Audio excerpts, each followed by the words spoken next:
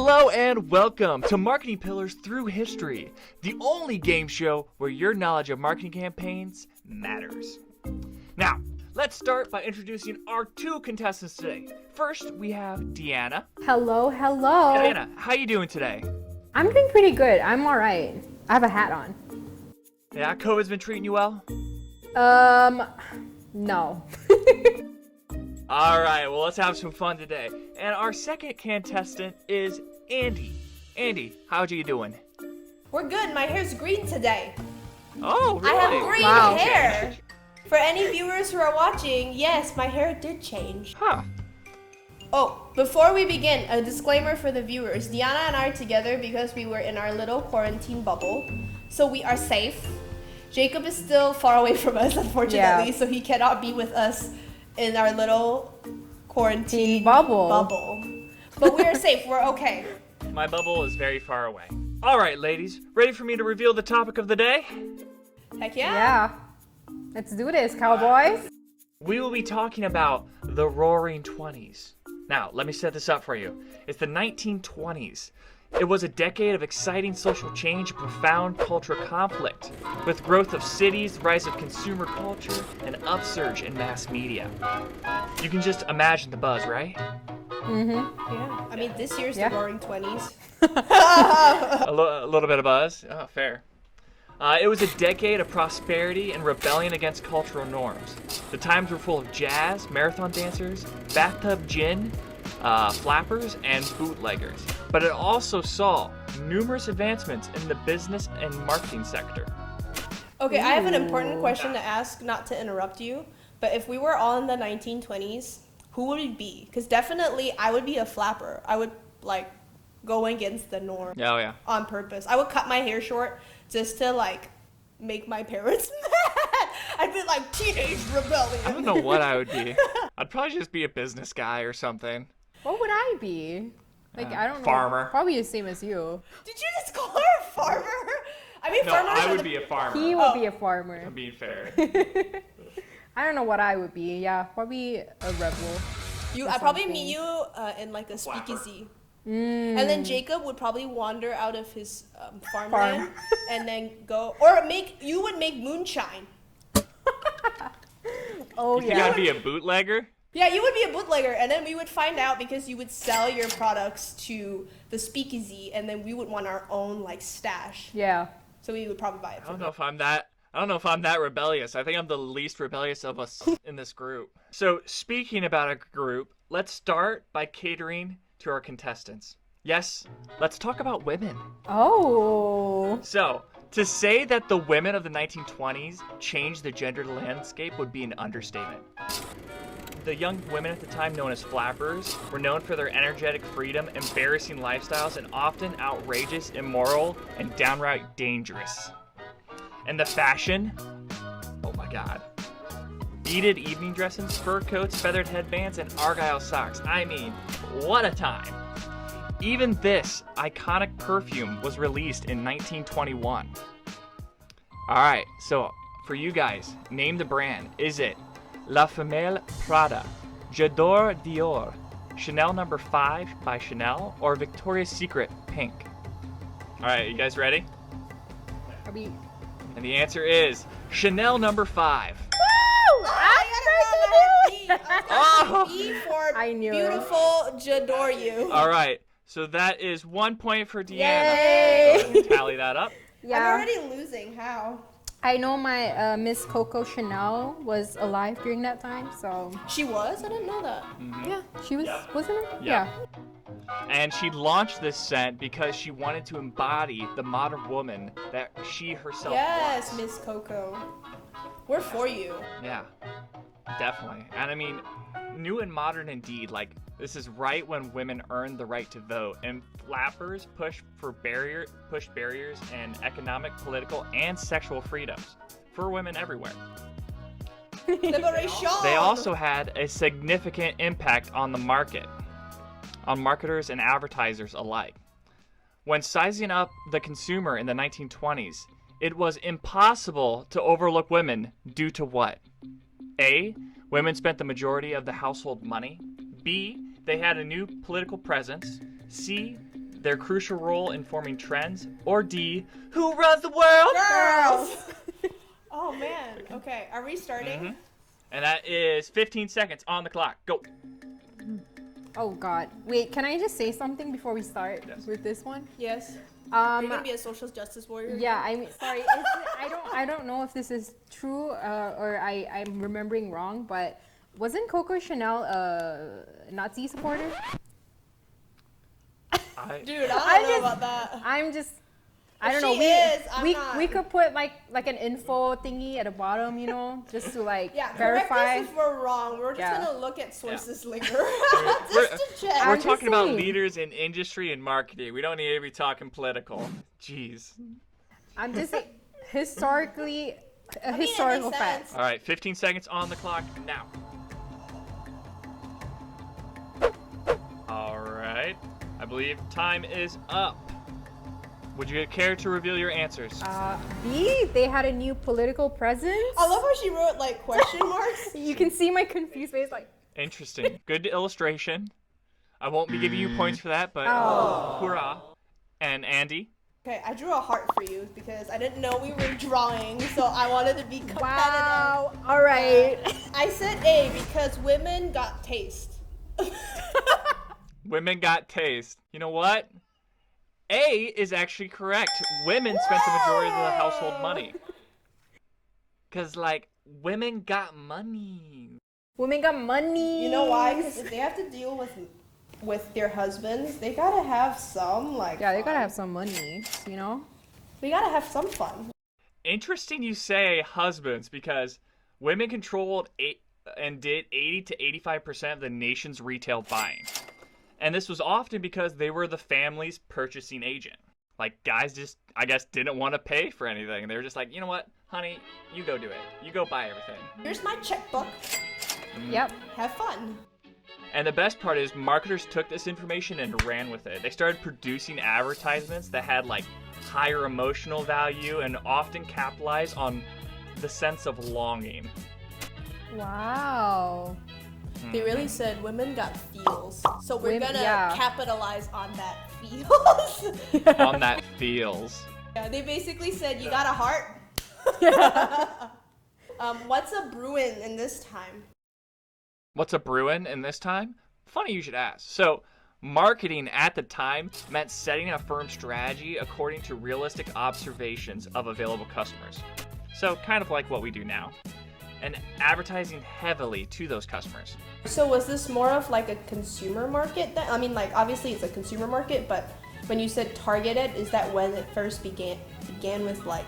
With targeted marketing? Yeah, like market research and stuff like that? Actually, right after World War I, they had a lot of political agendas going on, and people used kind of the political propaganda and realized there was psychology behind that to start influencing people in marketing and advertising. Mind control. That makes sense. The reptiles. Yep.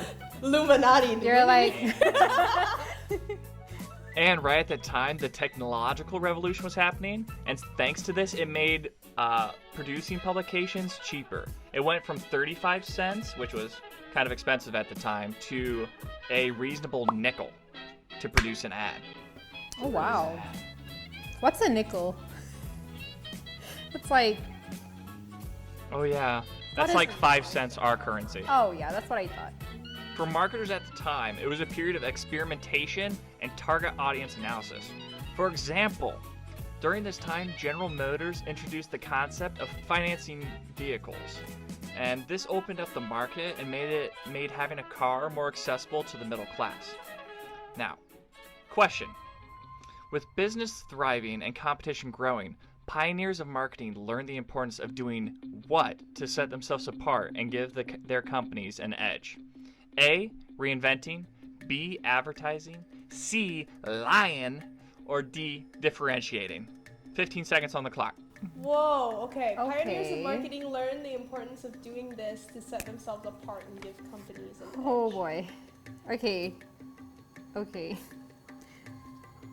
I feel like I'm gonna get this wrong. I think I'm gonna get this wrong too, but I'm gonna try. 5 seconds left. Oh my god. And we're out of time. Oh God, Hopefully you got your responses by then. Now, Last time Diyana showed her answer first, so how about this time, Andie? Okay, I said D because everybody wants to be different. We said individualism. Fair rationale. And Diyana? I said reinventing because sort of the same. You got to reinvent yourself to be interesting, to set yourself apart. So. Ooh, sorry about your luck. Differentiating is actually the answer. Oh my gosh, my marketing knowledge. Okay, sometimes when I think as a marketer, I'm like, yeah, I understand this. Like, I know what I'm doing. And then that little sliver of doubt comes in and I'm like... Well, I mean, differentiating is a term that I feel like marketers everywhere use maybe at least once a month, I'd say. Because it's all about how you can make yourself appear different from your competition, from your competitor, or from your competition. Yeah, that makes sense. Jacob, you smart boy. I mean, I just did my research. But differentiating even became essential and appealing to customers, and this even began to change the content of advertising messages.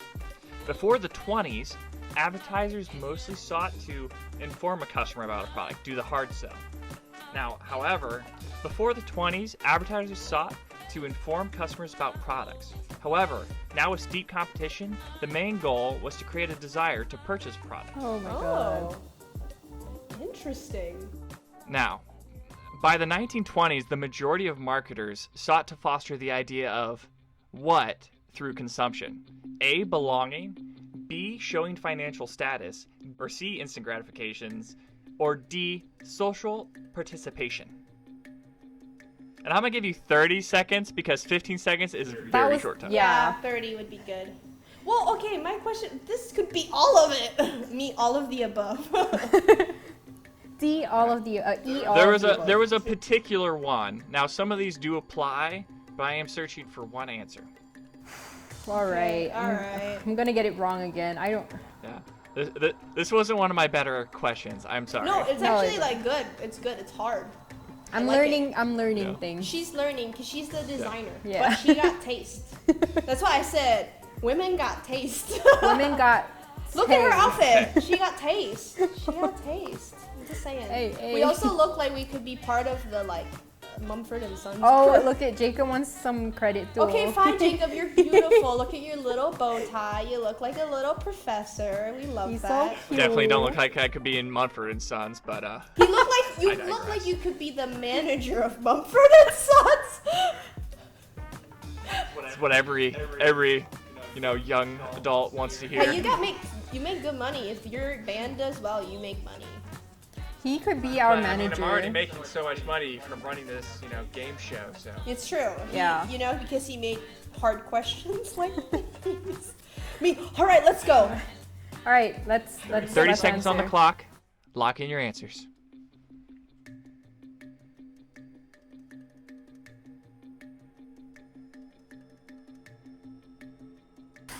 I think it's this one. I'm not sure. I can see the puzzlement. I love it. I don't know. Gonna throw in some illustrations. Okay. All right, ready? Yes. All right, Diyana, would you like to show me your answer? I am gonna say C, instant gratification, because I feel like, you wanna feel immediately gratified. Yeah. Gratified? Yeah. Chaffeel. All right, and Andie? I said C as well. I said let's feed the desire. Man, for a question you guys are struggling with, you nailed it. You were right in my ear. I was like, oh. Sorry. No, it's okay. It was fun. I'm excited I got something High five. Good job. We're proud of you. I'm still gonna kick your ass. Oh. Whoa! All right. Whoa! Aggro. Yeah, I am competitive though. Sorry, I'm gonna kick your butt. I should not say ass. I just want to say this is your rodeo, but I'm gonna try hard to kick your butt. She said, "Let's go, couple." So I just wanted to ask. So at this point, are you starting to see it like the 20s is where like our current marketing's coming from? Because this seems like stuff I see day to day. Right. Well, I think they're kind of pioneers for what we see now, because I think they started to really target their market in a way that was dealt with the psychological side, the sociological side. So like wanting people to feed the consumerism side. Yeah, the consumer. America is great for that. Like really, to be frank. Yeah. America knows what I'm a product of that. consumerism is. First and foremost. On your it's literally on your gravestone. It says Jacob, a product of America's consumption. Just look at my high school pictures and you'll see Hollister, Aeropostale. Yeah. He's just wearing these brands that everyone wears. Oh yeah. Y'all ate that Yikes. up. Now that's societal participation, I feel.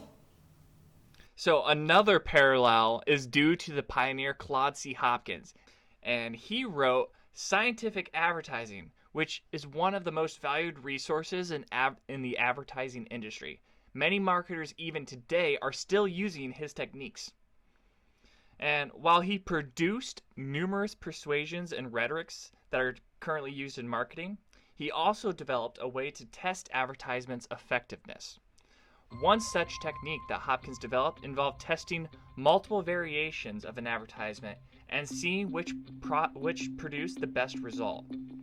Now, this technique, still used today, is called guerrilla advertising, split testing, inquiry testing, or limit the offer technique.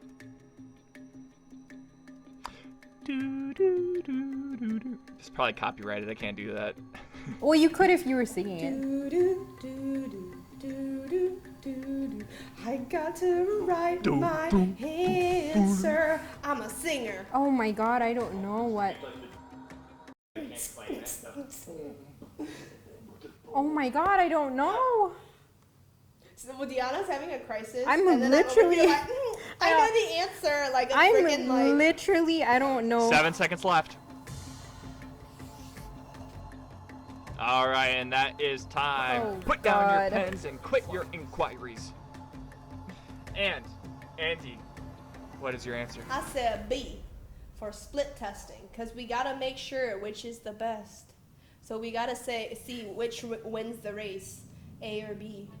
Oh god, I don't know why I said guerrilla advertising because And then she put a sad face. She was like, I put guerrilla advertising because that's literally the only one I know out of all the options. So what is the answer? I am sorry, Diyana, but the correct answer is split testing. I'm so sorry. I feel like now I was mean for saying that I would kick your butt because then like that's really unfair. It's fine. I'm so sorry. You can be mean. I'm sorry. I This felt is a that. competition. Andie literally does this like quite often, talks to me about split testing, or as it's known today, very often is A and B testing. Ooh, Look at Jakey boy. Look at him knowing his stuff. Flashback to me every single time going, we gotta split test this. We gotta make sure that this is split. We gotta do A and B split test. Jacob's like, I know. We really need to do this. I just want to see which one's working better. I'm like, yeah, okay, sounds great. Now I know. Yeah, he gives me, and he's like, I gotta like gratify her. So I'm just gonna say yeah. Yeah. Sure. Anyway. Awkward silence. I know. I'm sorry. Cricket. All right. So obviously, the appeal of marketing was starting to grow rapidly in the early 1920s.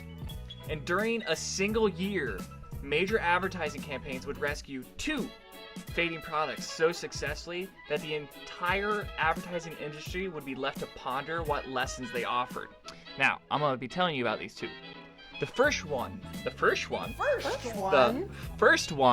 going off of their weird name, is Fleischmann's yeast. What is Now- that?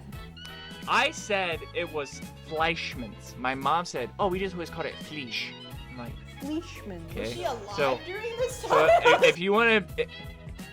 No, but I think they're still around today, to be honest. Oh. Because, like, this advertising campaign has pushed them to the future. Or to now. Fleischmann's. But she said that they always called it Fleischmann's yeast. So if you want to be a Wow. Midwestern Ohioan, call it Fleischmann. I have a question. Is this only Oh. centered in Midwestern? Like, I'm just wondering if it's in the Never. Midwest. I don't think I've heard of this. No. Look down at the bottom. Cincinnati, that's Oh. Midwest, but Oh, don't know where that Washington. San Francisco. And New York. Oh. So yeah, they were everywhere. A lot of advertisements and a lot of breaking through of marketing and advertising came from New York, from what I read.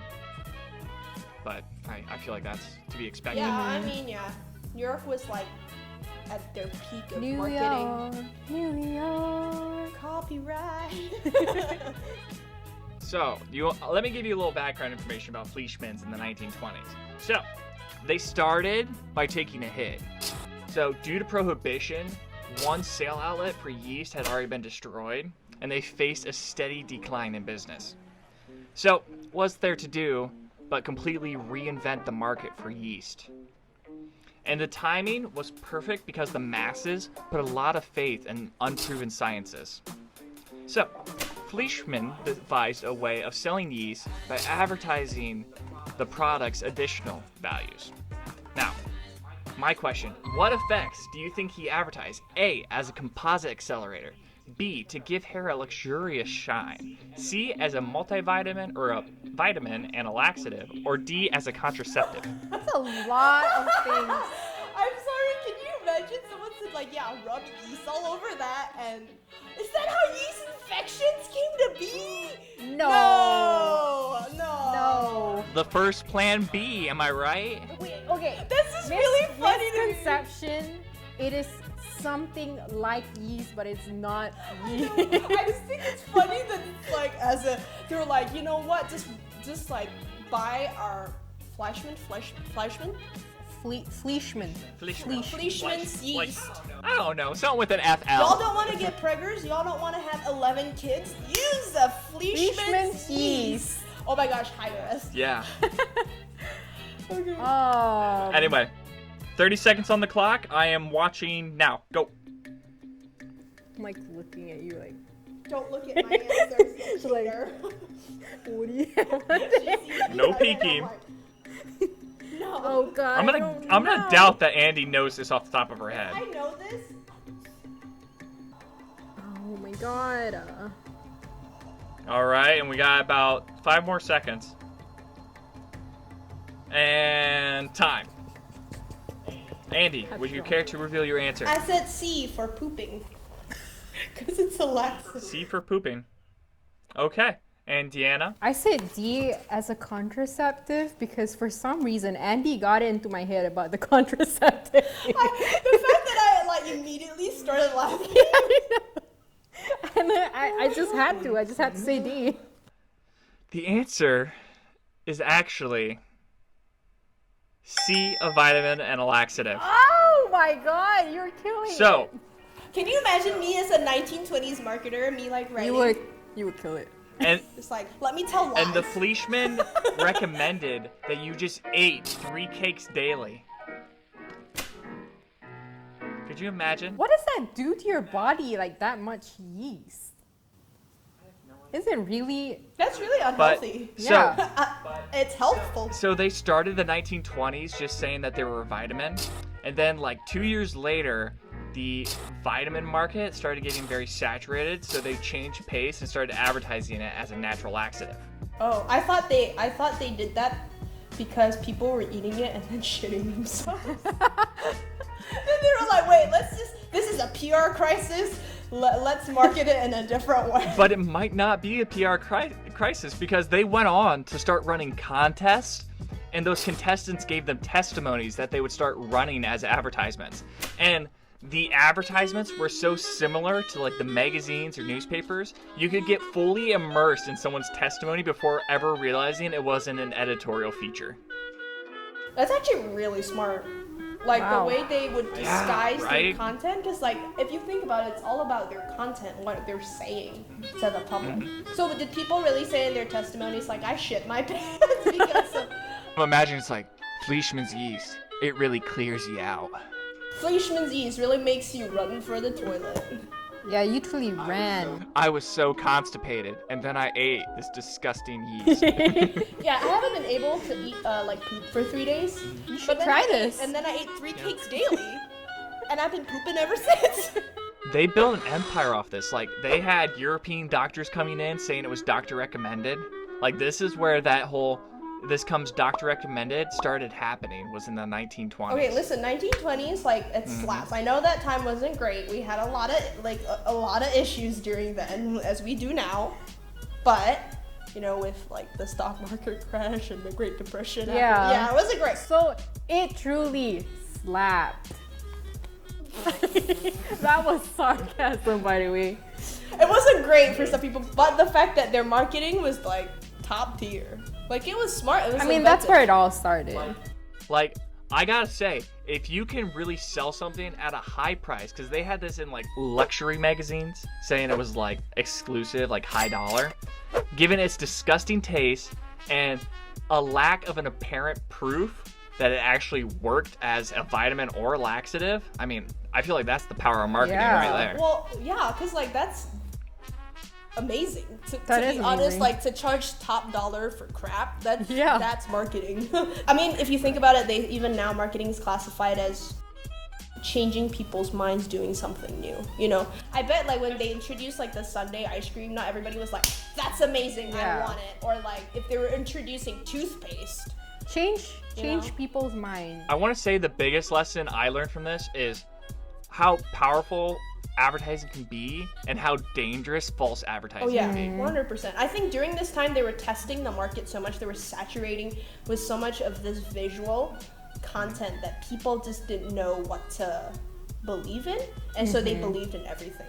Because, like, that's like media literacy right there. You know what I mean? Being able to determine what is real and what is true versus what people just spew out through gatekeeping or whatever. Question time. Describe in your own words, how did Listerine appeal to their customers? Additional point if you can name a current brand that uses the same type of appeal.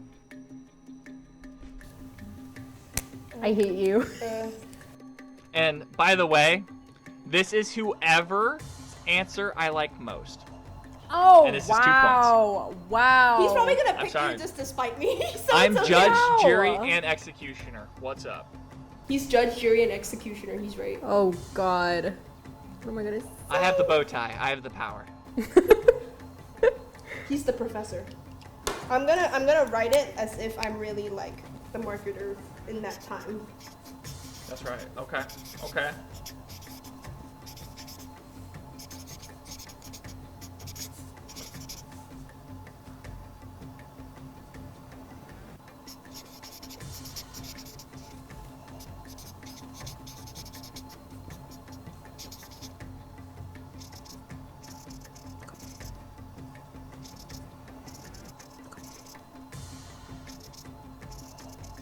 Feel free to interpret it however you like. Maybe I will be surprised by your answer and get something I didn't even expect. Girl, I don't know. I mean, it's all based on impressing me, so. Wow.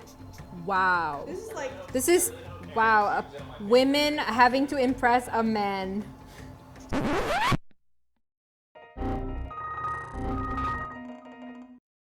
And now back to your regularly scheduled program. Are you ready for I came up with a slogan. I said, want to kiss the woman of your dreams and be a man? Question mark, question mark, question mark. Use Listerine to get that fresh breath. And then the current brand could be Axe or Red Bull.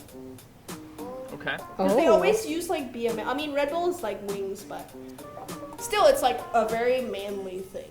You know, because Jacob told that whole tale. Unless it was to throw me off, then I don't know. Wow. Anyway, it's very small. Okay. I like it. I like that you put some effort into it and came up with your own Listerine ad. That's amazing. I've got to hand that to you. I literally answered this how, like, I would answer like an exam question. Okay. Cue back to Chinese school. Chinese. I said Listerine relied heavily on people's insecurities and guaranteed that they will have fresh breaths and good gums. And I was like, I don't know, Colgate, because it also has to do with your gums and your teeth and, like, bright smile. That's actually really good. Let's really be honest. And the fact we both said fresh breath too. And the fact that you drew like teeth? Yeah, That's, like, I'm really this good. is really bad, but Also, this looks like a Darlie ad. Oh, copyright. it's not that I feel like good, Andie's but- trying to influence me. Oh man. So I was kind of looking for something along the lines of saying this was like a vanity appeal, because I feel like that's what they started to appeal to at the time, was someone's vanity or how they were perceived by society in general. I'm kind of in a. I want to give Diyana the point for the how did they appeal to their customers, but I like Axe. You could do half points. Like, you could award us each half if you can't decide. That's more fair. Well, I'm gonna pretty much be fair here because there was 2 points up for grab here, and I'm giving one to Diyana for her first response and one to you for Axe because they do a great job of playing up the vanity and sexualizing it. Hey. Good for Let's us. Let's high go. five. Instead of us Yeah. competing, we're just so supportive. I love you. And right now, the score is Andie with 6 and Diyana with 3. So, Diyana, this is your man. chance. That's not bad. That's actually like half at Half least. of Yeah. So, I know some of these seem a bit ridiculous, but at the time there was a significant shift in terms of methods of self-improvement. Instead of focusing on an individual's inner character, like working hard, doing the right thing, or being more disciplined, mindsets shifted to outer appearance, being funny, wearing the right clothes, being able to talk about the right things. I mean, I can relate to that. Same. Same. Like, appearances are everything in 2020. Societal mores, social norms. Going off of that, talking about how mindsets shift to outer appearance, I have a challenge, and I'm going to give 2 points out for this. Create a self-improvement advertisement centered around how buying your product will improve/change a customer's life. And I have an example if you guys care to hear it. Okay. Yes, please. So my example is XX protein. And, advertisement starts off with like a skinny guy like me, like, and then like a big old buff dude like my brother, like bodybuilder walks in, he's like, okay, got a few lays on his arm, he's like, no one wants some sticks like that. Get XX protein. That's a lot of things to write. Can I just write down the idea and explain it? Yeah, I was gonna draw like a poster or something. Yeah, do that. Oh my gosh, use your art, girl. Well, I write words. Yeah, 'cause feel I'm really free. good at that. Well, my question is, for this, do we have to center it during like the 1920s era? Like a following their I technique. mean, mine's XX protein. Like, I mean, no matter what century you are from like 1920s on, you buying a product to improve or /change your life is kind of universal. Yeah. True. Like buy my milk. It'll make you healthier. It's like honing on the insecurity. Love that. Love that for us. Feel free to be as creative, funny, or serious as you want. Remember, though, it is my opinion that matters. Okay, Hunty. All right, how are we coming? You guys about done? I'm good. I'm done. Sorry. My self-improvement product is called Le Happy Elixir. I love it. Feeling sad, feeling unmotivated, need confidence. Get confident with the Le Happy Elixir. What is it called? La Happy? Like happy. Like happy, but like La I'm Happy. trying to make it sound Okay, French, so okay. like It's Le really Happy Elixir. That's actually really That's very So funny. you can gain confidence. Everything. You can get a partner, you can get a great job, just get Le Happy Elixir. That was really Yeah. Y'all hire her. Andy, you're gonna have to pull something out. All right, let's hear it. I said my product is called A to Z cream, and it's a beauty cream. And A it to first what? starts- A to B cream? That means it's like A you to cover Z. the whole spectrum, like A to Z, Okay. like the alphabet. So the cream, the product starts with tired of having old dry skin, afraid that your boyfriend will not love you anymore, concerned that your girls at the sewing club will shun you. For the skin tone that you're showing up with dull, non-hydrated, we'll try A to Z cream. We ensure that your beauty lasts forever. You need hydration? We've got it. You can apply it anywhere and everywhere for that youthful glow 24/7. And it's perfect for any skin. If you have combination skin, it's perfect. If you have oily skin, even better. It sticks forever. Try A to Z Is cream it right glue? now and achieve all your wants in beauty, for we are the eternal fountain of youth. That is cream. Get easy. Get the happy elixir. We're just helping each other. We're here, that's why we're a team. You guys put me in a hard spot. It's like, oh no. I'm gonna say I have two reasons for my decision. One, this person took some creative avenues. Two, it didn't sound at first like a fear appeal. I'm gonna go Diyana. Ooh, I knew it would be when he said he took something. I was like, yeah, she can draw, we know. Good job, good You job. sounded like a fear appeal at first, like scared you're gonna get shot and killed? Get my cream. Yeah, she literally said, happy elixir. Happy elixir, but I gotta give it to Andie because she really, it felt like it was from the 1920s. I was gonna say just because Andie's made me think it was like maybe an ad in like a newspaper, like a magazine. Yours was like something I would imagine being in like a Gentleman's Quarterly, and it has like its full cover page, and it's like really well designed. Oh, it's true. You would It's sell personal more choice. to the whole public, while I would sell towards women. Because if it was the 1920s, I'd be making buck. I mean, I'd be making buck Plus now. your bottle made me think of like the Patron bottle, so I was like, Oh, that's like fancy stuff. look at that. Wait, is it 1 or 2 points this? That was 2 points. Ooh, girl, you were like, let me pull ahead, and I was like, oh. No, she is 2 points behind you still. She Damn, has to I answer gotta the go next two fast. right just to tie. See, he's being fair to you, because like, He is being fair. Thank you.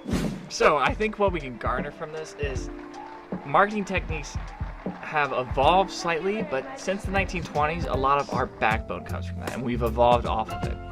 I think what we've learned is there's power behind advertising and the words that you put out there and say to people. Yeah. Good. Yeah. Yeah. Yeah, good one, Jake.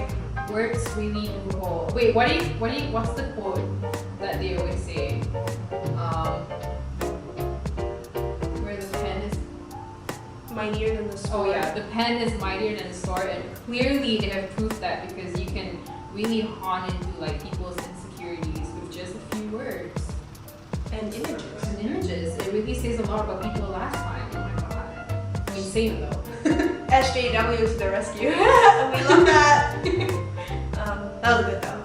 I think for me, like, it's fun to learn about this because you can really see how much their ideas and their strategies really pushed forward the new era of marketing, especially now. I think we still utilize old tactics of like, like A and B split testing, stuff like that. They made such a difference for us as marketers because they made our job not only kind of easier, but also made it effective. And I think that's important when we do have anything to do with marketing, whether we're marketing a service or a product or a person or the YouTube channel, whatever you're doing, like there are some things that we can learn from history and always improve on. I think that's what makes a good marketer, looking at the past and what's happening currently and thinking how to pave the way forward. So having that what's the word when you can see the future? There's a word for it. Foresight? Yeah, foresight. Thank you. I was gonna say it's a Greek mythical god or titan. But yeah, like having that foresight to see what's coming around the corner, so you can jump on the train or be the person conducting the train. Alright, if you guys enjoyed that video, don't forget to leave a like, subscribe, and hit that notification bell to get more videos from the crew. Bye! Bye guys!